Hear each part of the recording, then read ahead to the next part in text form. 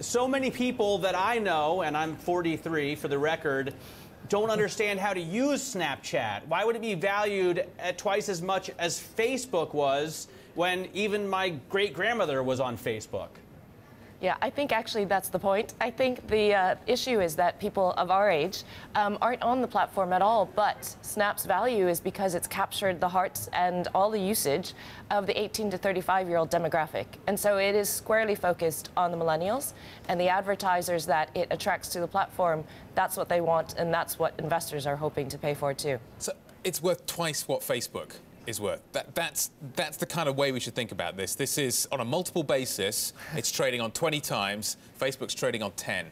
Which one of those numbers is wrong? I wouldn't characterize it as being worth twice that of Facebook. I would characterize it, excuse me, as a reflection, though, of investors' appetite for the tech sector. Okay. You agree with that? Well, there's been this bottleneck in tech IPOs, and so investors are essentially saying, is it worth my money to bet to lose this amount of money for the opportunity to be what could be an astronomical rise? And so there hasn't been the sort of companies like this who are having these kind of... Is that an investment or a bet? Well, to a certain extent, it's a bet, but isn't investing to a certain extent educated bets?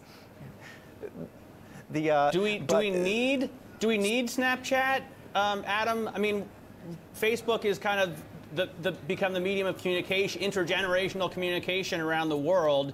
Obviously, well over 1 billion people are using it at least once a month. Do we need Snapchat?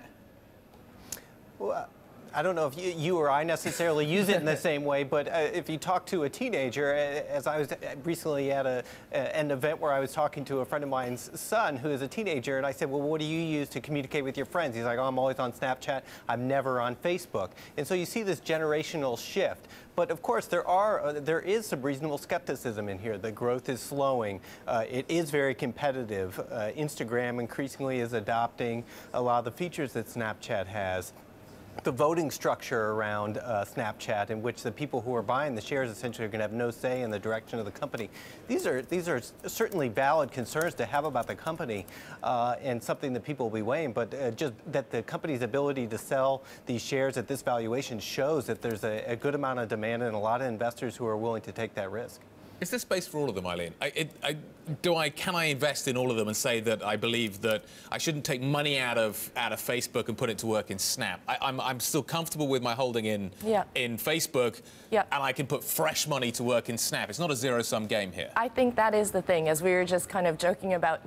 Investing is very much like betting, but it's very much a portfolio-based approach, and it's about diversification. And actually, unfortunately, even though Matt's great-grandmother was on Facebook, the advertisers that are going to Snap don't really want to target Matt's great-grandmother, and they want the 18-year-olds, as Adam was just saying, who aren't even going anywhere near Facebook, don't use email, and don't use other forms of communication that we've become accustomed to. We are the dying breed, really, and we're not as lucrative to these advertisers as the 18 to 35-year-olds are.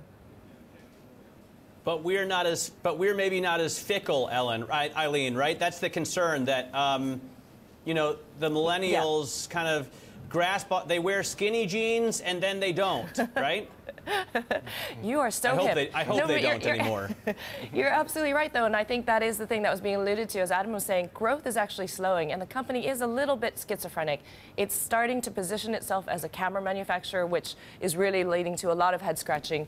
It is saying that it's actually going to be a device manufacturer, that it's not just a messaging platform, although comps in that sector aren't necessarily very heartwarming either. It really now is almost saying, hey, we're going to be GoPro plus Twitter for millennials. Not sure that is a really good bet to make. Okay, that's interesting. You're kind of breaking down what the USP is here. Adam, what is it that Snap does that nobody else does? What's left in terms of the features and the functionality that I don't get elsewhere? And is it just that the blend is better with Snap than it is versus some of these other platforms? Well, it's been a company that's hard to predict where it's going. As Eileen was saying, its move into hardware manufacturing has been a bit strange, but at the same time, they've gotten a good amount of buzz with the eyeglasses that they've made. I think the bigger play here is that they see it as a platform, a sort of a modern media consumption platform, so that where you can go to get your news or other forms of entertainment, and almost kind of an offshoot of what television might be. That's different to what else is on offer, right? Yes, in a certain way. And the way that it's laid out is different than what else you can see elsewhere. And so the idea is that you get a different form of advertising in there, and they've been innovative in the forms of advertising and the kind of advertising that brands have wanted to do there. Whether or not that in the long run gets them to a point where they're profitable and not losing $500 million, I don't know. I'm not going to make a prediction on whether or not they can get there, but it's certainly a unique company and they're doing interesting things.